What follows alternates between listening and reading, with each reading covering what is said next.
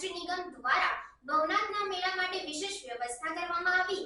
ભવનાથના મેળા માટે એસટી નિગમ વધારાની 285 બસ દોડાવશે, જેમાં 75 મિની બસને જૂનાગઢ બસ સ્ટેશનથી ભવનાથ તળેટી માટે દોડાવશે।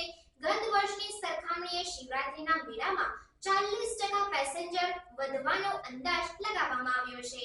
ગુજરાત એસટી દ્વારા દરેક વખતે ધાર્મિક મેળાઓ અને અન્ય મેળાવડાઓમાં પણ પૂરતી બસોની સગવડતા આપવામાં છે। તે મુજબ જૂનાગઢ વિભાગ ખાતે અને જૂનાગઢ જિલ્લામાં શિવરાત્રી મેળાના આયોજન સબબ 285 બસો કુલ ફાળવવામાં આવી છે અને જેમાંથી 75 બસો મિની બસો છે।